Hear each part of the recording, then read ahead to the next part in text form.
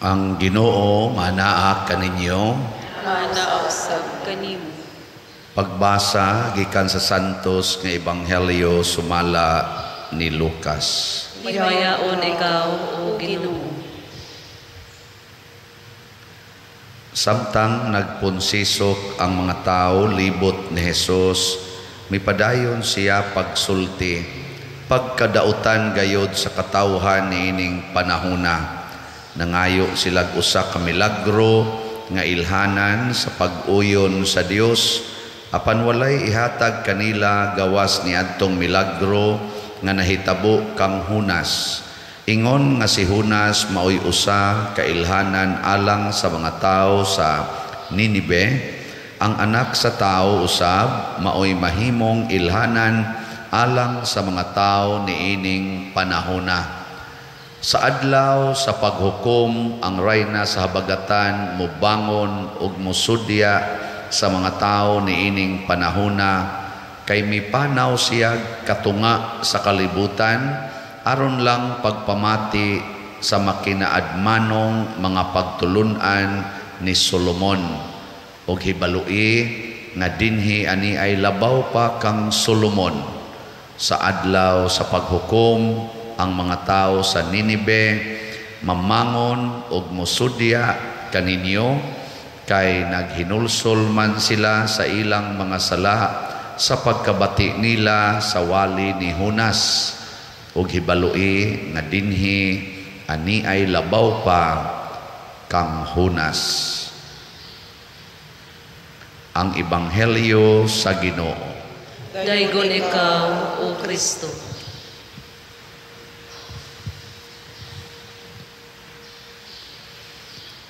Usagyod sa makapa-dugok sa tao niining mga religious activities or mga religious leaders kana gyung makahimo og milagro. Sa Jesus daghan sa gihimong milagro, maong ang mga tao modugok gyud niya. Si San Vicente Ferrer daghan sa kay siya gihimong mga milagro, dugok sang mga tao niya. Hangtod karon tan-aw lang taan ang mga gatherings anang mga pastors, mga pari, mga obispo nga maghimog milagro. Pagkadaghanag yung tao, dugok, huot gud. Dinis ato, wa pa may naghimog milagro, hawan. Nalingian yung tupad. Ang naon sa imong gianhi, milagro. Mao na kanidi ang milagro gikan mangyapon na sa Ginoo, pero kung mauna nay atong pangitaon, mauna nay atong pangayoon, nganlan dayta ni Hesus og evil or dautan. Makapahimo natong dautan ang pagpangayog milagros Ginoo. Muna ay mo pagsigig pangitaan ng milagro, halapon sisok anang naakunoy milagro, na ayo ang masakiton nga stage 4 cancer, na cancer free niya, ang nagkratsis nga bakol nakalakaw biling kratsis, ang kananaang mga wheelchair bilin, siging kahagbong sa board exam pag adto didto gipandungas kamot aning maong pastor or maong pari, nakapasar, ipanabi dayon, daghan na kayong magpahikap sa pari o sa pastor. Hunong na taan na ha. Sige, lingay mong tupad, manghunong na taan eh. Naayo sa sakit, kay nag 2,000 Hail Mary, hala 2,000 Hail Mary dayon, himuon pang 3,000 usahay, haron lang yun maayo sa sakit, la arinatas 2,000 Hail Mary kay kanaga aritas Alliance of Two Hearts nga vigil, mag-vigil na bata karong Biyernes, arita kay maayo tas atong sakit, mamatay pabitaw pagkaugma kay way tog da tagam Ni arba ni ato mga 2,000 Hail Mary kada Miyerkules man ni sila dinhi sa parokya. Wap ako moabot dinhi na ni sila. Karon nag-celebrate kuno sila sa ilang pila ka tuig na mo dinhi? 5? Kuya, 5 years. So pwede na gid mong mga matay. Buotan kay ni sila, no? Hunong na tanang milagro, makapahimo na natong dautan. Unsa may gustos Ginoo? Usa, matud pastubag nato sa Salmo. Unsa to? Usa ka mahinulsulon ug mapaubsanon nakasing-kasing o Dios dili nimo tamahayon. Mao ni ang kinaiya sa mahal nga Birhen Maria, mao ni ang kinaiya ni Jesus, mao ni ang kinaiya sa mga santos mahinulsulon ug mapaubsanon nga kasing-kasing. Mao nay ganahan kay Ginoo. Mao sad nay makapaprotektar nato sa mga kadautan sa kalibutan o kadautan sa atong lawas. Kanang tao nga kamaong mohinulsol, kamaong magpaubos, layo kay nas peligro. Pero kanang tao mapahitason, mapatuyangon, unya garbuhon kayo, duol kay na siyas mga sakit o mga peligro. Pananglitan, ingon ang simbahan, pag fasting mo o abstinence, panahon aning kwarisma, nya ang imong yung buhaton, kaon yun, kaon. Tanawa, di ba inig Easter Sunday, bilarana na ka. Kaya ni grabe man imong diabetes, ni grabe man imong kolesterol, patuyang magkaon. Nabitay tambal, nabitay tambal. O sige, pagarbog yun. Ingnan kas Ginoo sa mga pulong sa Ginoo, nga biyain na ng bisyo, labi na ng suyop, kanang sugal, kanang kabit, ug uban pa. Biyain na patuyang yun. Tuom ka na. Depende na sa pagdahoy. Tanawa. Di ba maggubot yun ang kinabuhi ni mo. Magkabuwag mo sa imong asawa. Dumtan ka sa imong mga anak. Magkalitsi-litsi ang imong kinabuhi tungod anang pagpangabit. Tungod sa anang pagsigig suyok. Di ba? Siging sugal. So, ang tinuod di ay nga pangayuon nato sa Ginoo, dili milagro, kung dili ang tuburan sa milagro. Unsa may tuburan sa milagro? Usa ka mahinulsulon ug mapaubsanon nga kasing-kasing. Ako bitaw, sige ra man jud ko dinhig paubos og pamaligyag slat. Magpaubos ra gyud, gagmay halin, okay ra. Dako sa halin, mas okay ra sad. Paubos lang. Mahurot og kahalin in 2 months, okay. Mahurot og kahalin in 2 years, okay ra gyapon. Paubos lang. Di ba? So salamat sa ninyo nga naminaw sa atong pagpaubos na natay halin gahapon as of yesterday. 5,662 slots na ang atong halin. Pakpak. Sige ginig. Increase na hinay. Naapay 70,338 slots nga halinonon. Paubos lang tano. Hinagmayng halin, niya kamusad, mapaubsanon rasad mo kayo, moingon, Pader, mauragid tao ni akong mapalit. Pilaman, kuan lang, mga 10 slots. Uy, imo ra ning gira, kadako na ani. Ay, sus Pader, gamay ra kay nastanan. Napagani giningon, Pader, ako lang sa nirong pauna-una, gamay ra jud taon kay ni Pader. Pila man ka slots? 108 ka slots. Anong waman mo malipay? 108 ka slots, 54,000. Ndota. Naku, gamay pa dining niya. Praise the Lord, biya nimo. Napagay mo abot lag kalit, ay lang nagisulti pa der. Pila man ni ka slots? Kuha sa pa mantinil lang sa tag 200 ka slots. Gimantinil raman. Pero mapaubsanon ba? Ambot, di ba kato sila garaon? Mapaubsanon. Ano bang dili kinahanglang ibandilyo ana.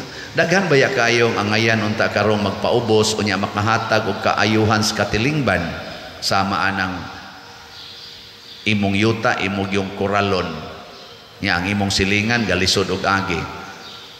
Pagpaubos nga kining yuta dili ni ato nga kanang imong silingan maunay angay higugmaon dili ang imong balay ug ang imong nataran. Wa kasuguan ni Kristo higugmaa ang imong yuta, higugmaa ang imong balay, kung dili higugmaa ang imong silingan samas imong kaugalingon. Kung mapaubsanon tag kasing-kasing, makahuna-huna gyud ka unta karon nga Kwaresma, labi nagsigi kag simba, makahuna-huna gyud ka ako kaning iirog ang akong koral aron makaagi sa dangilang sakyanan nga di maglisod ang akong mga silingan. Naara ba gidaghan kay dinhi bisan dinhi kini sa atong parokya na man koy daghang maagian dinhi nga anang galisod gyud ang silingan unya dako pa kaig lugar iyang nataran. Tan-awa unyag moabot ang linog nga niigo sa Turkey. Mupuyo pa ka dias imong lugar labi nang liki na nagmaing yuta. Ha? Mupangga pa ka nang imong balay labi mga lusno na nya ikaw nakaikyas kag jutay kay naginom-inom ka dito. Uli nimo ang imong anak, ang imong mga kaubas balay nadatuga na sa mga dagko kayong siminto nga imong gihimo kay kunuhay protection sa imong kaugalingon nya mao din nimo datog nimo automatic nga nitso. Ha? Makapugong ka na. Ang Ginoo ra gyud makapugong sa movement sa kalibutan kay ang tanan nga movements dinhis kalibutan pinakagamay o pinakadagko nga movements nagikan sa Ginoo. Nya pwede na mamanipulate sa yawa ang movements of nature, pero kung protektahan sa nas Ginoo tungod kay nahigugma siya sa mga tao nga iyang buot untang dauton sa yawa, di gyud kahimo ang yawa ana. Munay tinuod nga deliverance ang mahinulsulon og mapaubsanon na kasing-kasing, dili nang pagsigilag paninghag anang yawa sa ngalan ni Hesus pahawa sa tanas. Ay mo pahawa ra man na pero mobalik ra man na siya. Mobalik ra kadaghang mga exorcist nga giyawaan.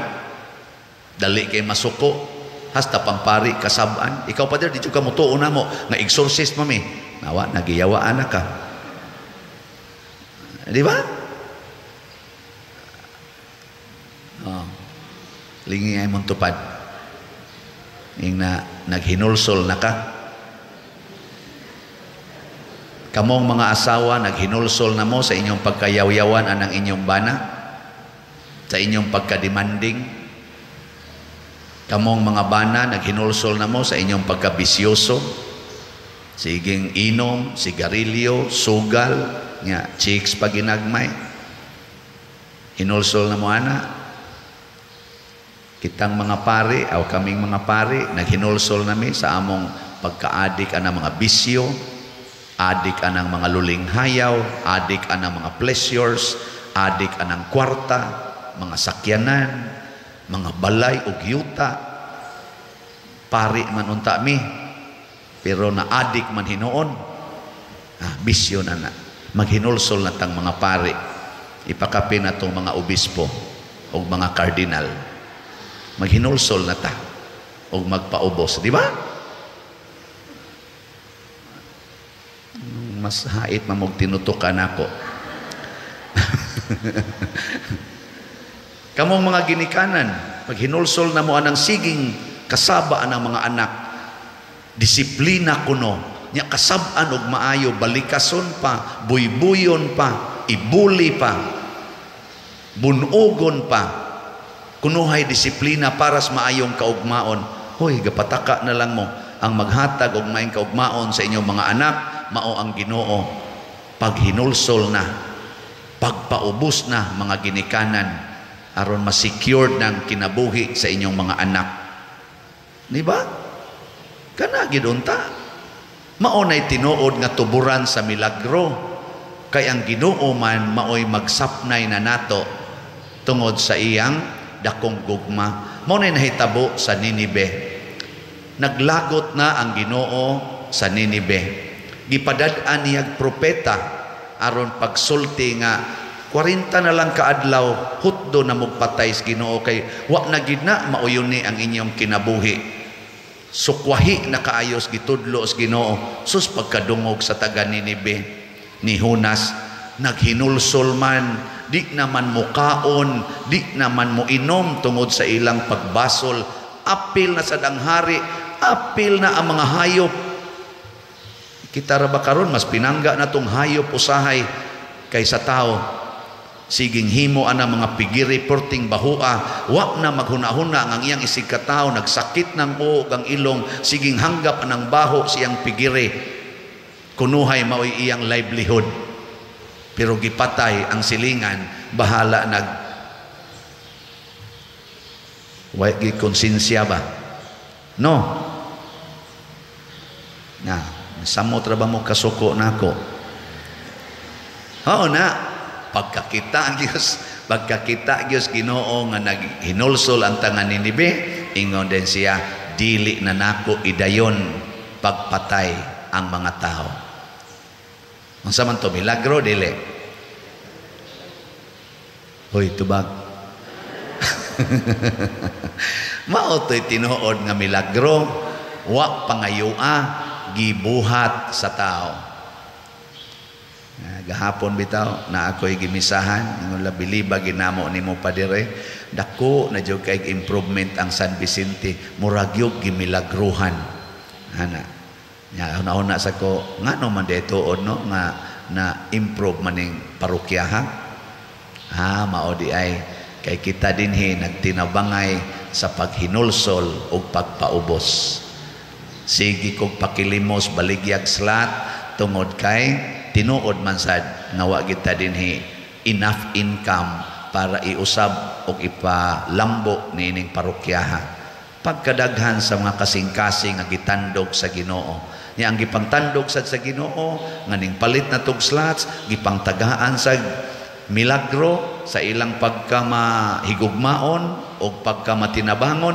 Hala ang uban nangahimo sang nangahil sa ilang mga sakit, labi na gyud natagaag kalinaw, kalipay, kauswagan. Hala nanabi na sad, nanabi. Amo na ni ron gatakod-takod kisay gabuhat ani ang Ginoo. Kinsa may nagpaubos og nagsigig paningkamot nga di kita magpakasaha dinhi, labi na nang kahakog sa kwarta.